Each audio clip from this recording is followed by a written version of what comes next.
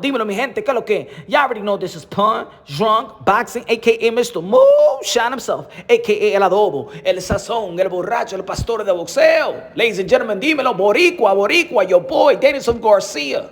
Going to be performing at the Barclays Center versus Jose Benavidez. Shout out to my Ecuadorian, my Mexicanos, dímelo. But let's talk about Danielson Garcia right quick. Danielson Garcia in the past was labeled cherry picker. Cherry picker. I really don't know why he was labeled that cherry picker, because if you look at his resume, Danielson Garcia has fought the likes of Kendall Hawk, Eric Morales, Lamont Peterson, Paulie Malignaggi, Robert Guerrero, Keith One-Time Thurman, Errol the True Spence, Porter, Amir Khan, Zab Judah. This doesn't look like a guy that was cherry picking his way in his career. Ladies and gentlemen, you can argue that Danielson Garcia had a better 140-pound run than Terrence Bill Crawford, who today is labeled as pound for pound. 1, 2, 3, you can flip it around. And y'all already know that they're a rivalry as well. Danielson Garcia has beaten Terrence Bill Crawford in the amateurs. But anyway, Danielson Garcia, and this is like, you know when people say you won't appreciate somebody till they're gone. Now, Danielson Garcia is not gone. But now we already know that Danielson Garcia is not in his prime. He's not undefeated no more. But while people were so busy hating, you missed out in appreciating what Danielson Garcia was doing and has done. Ladies and gentlemen, he was the underdog versus Amir Khan. Underdog Lucas Matisse. A lot of people thought that it was going to be a hard fight. And he overcame those fights. He showed what he's all about. Now, let me say it like this. Danielson Garcia is not gifted with all the athleticism and speed and power, but he holds his own. Danielson Garcia has the reputation of having probably one of the best chin of this era. One of the best chin of this era still haven't been floored.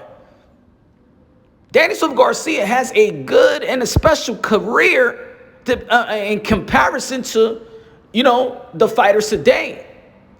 And where a lot of people's always frustrated about fighters not challenging themselves, could you question the heart and determination? Can you question the resume of Danielson Garcia? So why the hell was this critique of Danielson Garcia being a cherry picker when he fought everybody he needed to fight in the divisions that he fought in? He fought the killers. He fought Lucas Matisse when he was a killer. He fought a guy that was given that Danielson Garcia gave up in speed and experience, an Olympian like Amir Khan. He went up there and fought Keith One-Time Thurman in a split decision to unify the titles. Prime CBS prime time. He went out there and fought Shawn Porter, which there's people out there that it could have been a draw. He went out there to fight Errol the True Spence. He went out there to fight Lamont Peterson. He fought the veterans like Zab Judah out there in Brooklyn. He fought the veterans like Paulie Malignaggi. So he fought quality veterans at Nate Campbell. For quality veterans, quality prime fighters. And right now, he's 32 years old, still in his prime. So why the hell was Danielson Garcia not appreciated? Because people in this community was busy hating. Busy hating. Yep. Busy hating.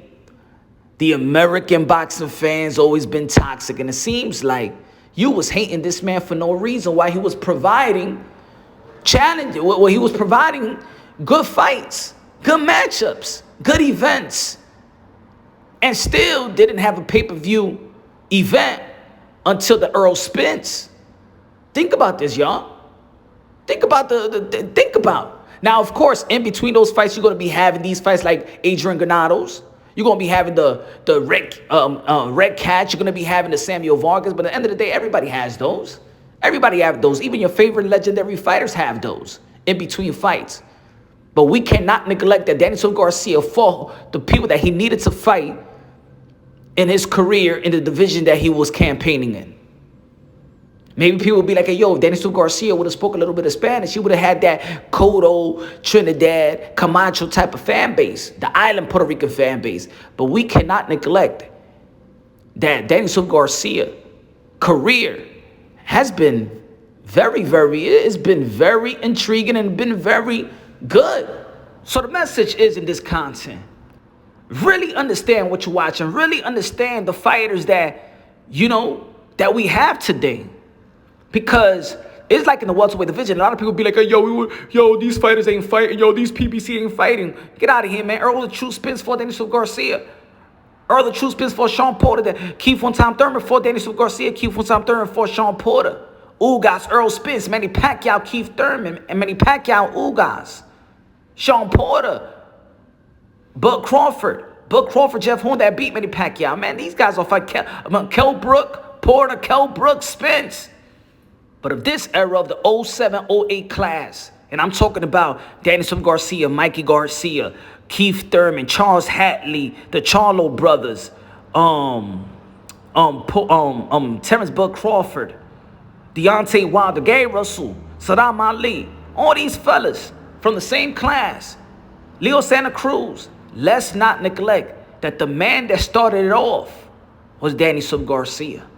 Now he's moving up to the 154 and trying to campaign and trying to get a world title. Let's see what's going to happen with Charlo and Tim Zhu. Hey, if he gets through Tim Zhu, Charlo, or Daniel Garcia versus Jamel Charlo is an intriguing matchup.